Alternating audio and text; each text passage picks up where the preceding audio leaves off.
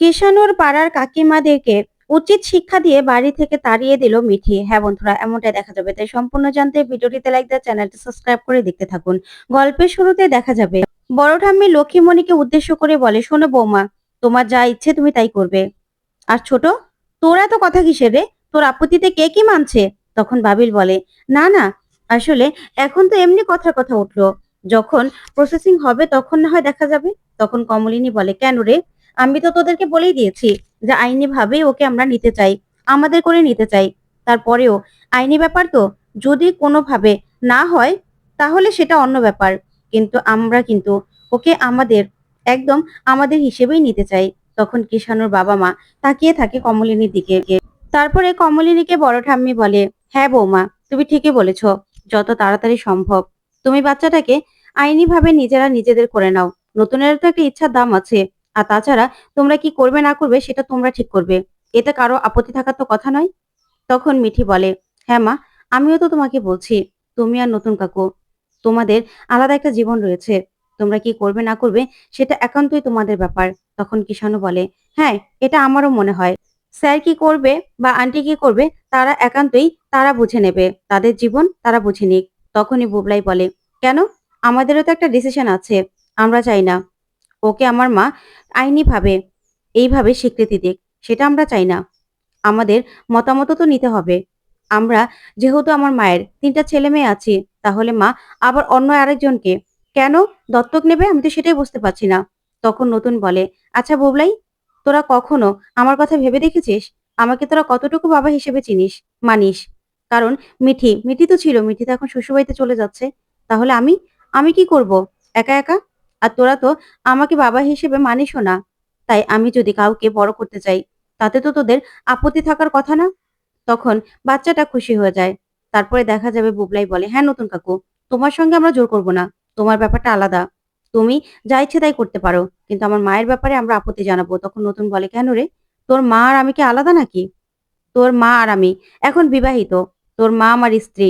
আর তাছাড়া আমার যা আছে সব তোর মায়ের, তোর মায়ের যা আছে সব আমার। তাহলে এখানে তোর মা আর আমি কি আলাদা? আমি জানি আমার সম্মানের জন্য তোর মা সবকিছু করতে রাজি আছে। যা যা আমি করতে চাই তোর মা আমাকে সব সময় সমর্থন করবে, সেটা আমি জানি। তোরা সমর্থন কর বা না কর, আমি যা চাই তোর মা তাই করবে। এখানে তুই ভাবলি কি করে যে তোর মা আমার ডিসিশনে অমত করবে? তখন বড় ঠাম্মি বলে, তোদের ডিসিশনে আমি একমত। তখন মিঠি বলে, আমি তো বললাম আগেই যে তোমরা দুজন মিলে যা ডিসিশন নেবে সেটাই তোমরা ঠিক করবে। কারণ কারো কথায় তোমাদের কি যায় আসে? তোমরা দুজন সম্পূর্ণ আলাদা মানুষ। তাই তোমাদের মতামতের তোমাদের জীবনে দাম আছে। তোমাদের যেটা ইচ্ছে হয় তোমরা সেটাই করো। তখন বুবলাই বলে, কেন রে মিঠি?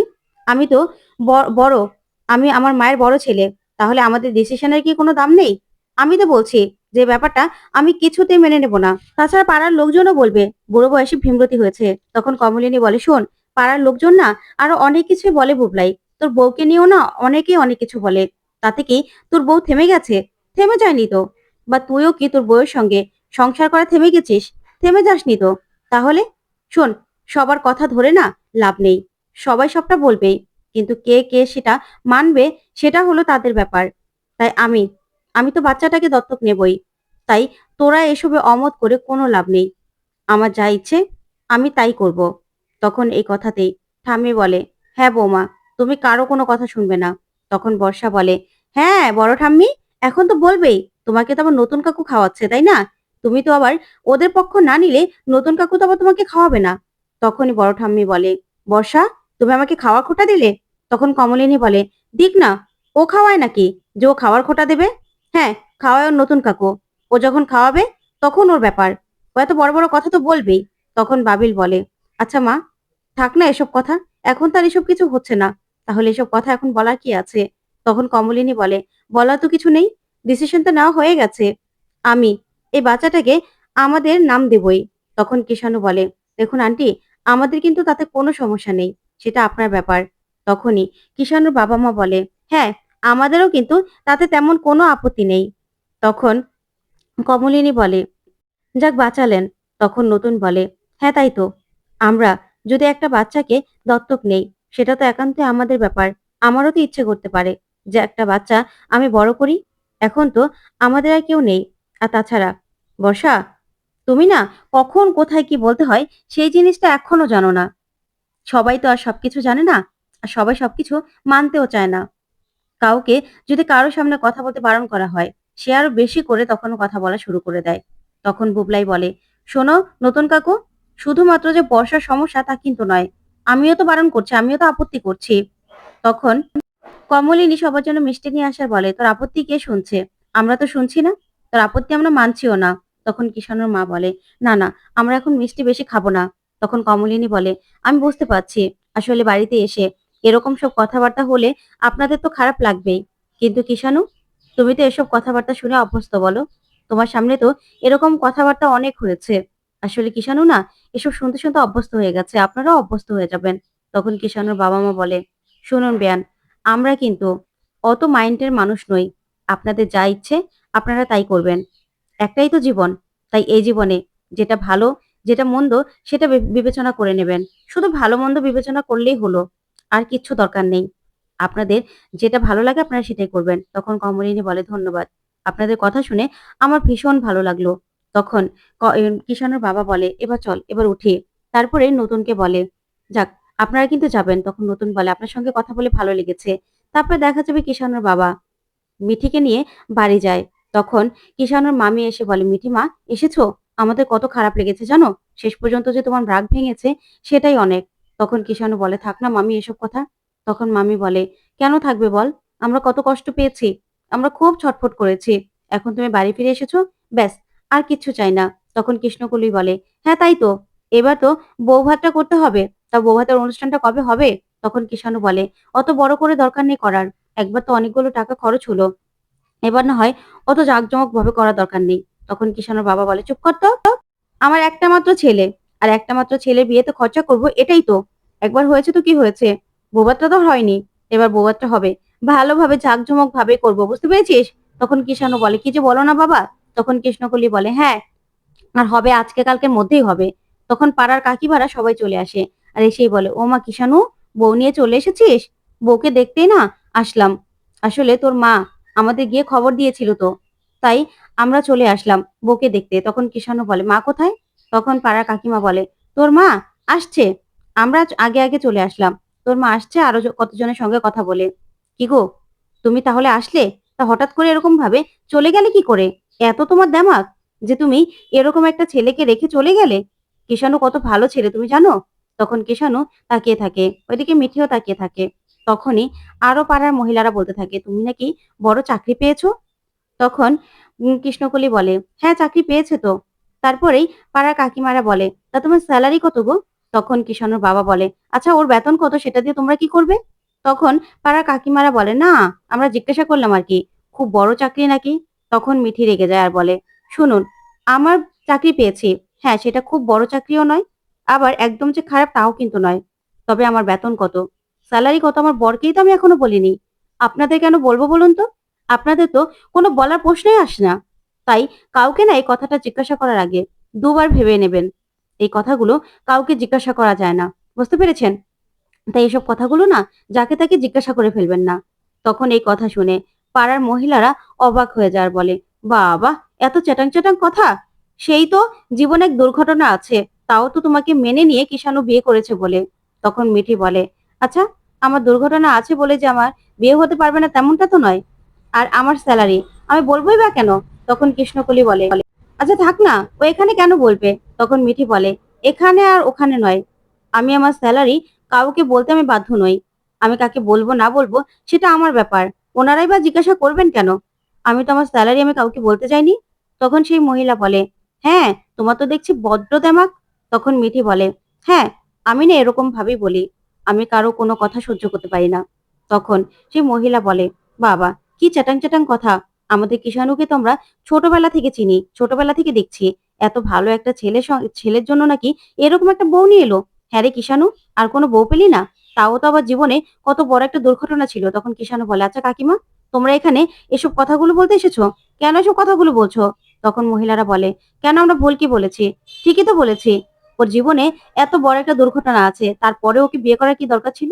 তখন মিঠি বলে, আচ্ছা আপনাদের সমস্যাটা কোথায় বলুন তো? আপনারা এখানে এসে এসব কথাগুলো কেন বলছেন? হ্যাঁ, আমার জীবনে দুর্ঘটনা ঘটেছে। তার জন্য কি আমি দায়ী ছিলাম? আমি তো দায়ী ছিলাম না। আপনাদের বাড়ির মেয়ের সঙ্গে যদি এরকম দুর্ঘটনা ঘটতো, তাহলেও কি আপনারা এরকম ভাবে কথা বলতেন? এরকম ভাবেই তার সঙ্গে এরকম ভাবে মন্তব্য করতেন? করতেন না তো? তাহলে আমার জীবনে ঘটনা ঘটেছে কি ঘটেনি সেটা নিয়ে আপনারা বলার কে? তখন তো মহিলারা বলে, বাবা! কত চেটাং, চেটাং কথা। হুম? কিরে কিষাণু? কি বউ নিয়ে আসলি? এত চেটাং, চেটাং কথা বলছে। তখন কিষাণু বলে, হাত জোড় করে বলছি কাকিমারা, প্লিজ আপনারা এরকম ভাবে কথা বলবেন না। আমরা সুখে থাকি, ভালো থাকি, ভালোভাবে সংসার শুরু করি। এটাই তো আপনারা চান। তাহলে এসব কথাগুলো এখানে এসে কেন বলছেন? কি দরকার বলুন তো? ওকে কেন রাগাচ্ছেন? ও একটা ভালো মন মানসিকতা নিয়ে আবারও এ বাড়িতে ফিরে এসেছে। আর আপনারা কি চান? যে ওর মুডটা বিগড়ে যাক? এরকম ভাবে কেন কথা বলছেন বলুন তো? তখনই সেই মহিলারা বলে, আরে তোর না হয় দয়ার সাগর, কিন্তু আমরা তো আর অত দয়ালু নই। আমরা তো এসব কথাগুলো বলবোই। আর তোর মা বলল বলেই তো আমরা বউটাকে দেখতে আসলাম। সে কিনা এত চটাং, চটাং কথা? এত চটাং, চটাং কথা কেউ বলে? হুম? বউ হয়েছে। আবার এরকম একটা দুর্ঘটনাও আছে জীবনে। পাস্ট জেনেও তুই যে বিয়ে করেছিস সেটাই তোর কপাল। তখন মিঠি বলে, আচ্ছা আপনারা এখানে কি এসব কথাগুলি বলতে এসেছিলেন, তাই না? আপনাদের কথায় যে কারো কষ্ট হতে পারে সেটা আপনি বুঝতে পারছেন না। তখনই কিষাণুর বাবা বলে, হাত জোড় করে তোমাদের কাছে অনুরোধ করছি। এসব কথাগুলো বলো না, কেন এসব কথাগুলো বলছো? তখন পাড়ার কাকিমা বলে, কেন? কেন বলবো না? আমরা তো ঠিকই বলছি। আমরা তো শুধুমাত্র কিষাণুর মায়ের কথায় বউটাকে দেখতে এসেছিলাম। কিন্তু বউটা যে আমাদেরকে এরকম ভাবে অপমান করবে সেটা তো আমরা বুঝতে পারিনি। এরকম ভাবে অপমানিত হবো জানলে আমরা কখনো আসতামই না। আর তাছাড়া বউ ভাতেও কিন্তু আমরা আসবো না এরকম ভাবে কথা বললে। তখন আরেকজন বলে, হ্যাঁ তাই তো। আর আমরাও তো রাস্তাঘাটে বের হই, আমাদের ছেলেমেয়েরাও তো বের হয়। তাদের জীবনে তো এরকম ঘটনা ঘটে না? নিশ্চয়ই ওর ওই ছেলেগুলোর সঙ্গে ইয়ে ছিল। না হলে ওকে বা ধরে নিয়ে যাবে কেন? তখন তো মিঠি এই কথা শুনে আরো অবাক হয়ে যায়, আরো প্রচন্ড রেগে যায়। তখন কিষাণু বলে, না, কিছু ছিল না। আমি তো সঙ্গে ছিলাম।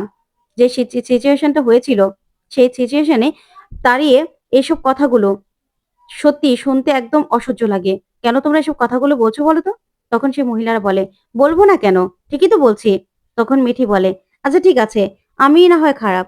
সেজন্য আমাকে তুলে নিয়ে গেছিল। কিন্তু আপনার ছেলেমেয়েরা তারা ভালো তো? তাদের জীবনে যদি এরকম কোনো ঘটনা ঘটে, তখনও আপনারা দাঁড়িয়ে, দাঁড়িয়ে এসব কথাগুলো বলতে পারবেন তো? হ্যাঁ, আমার জীবনে পাস্ট ছিল।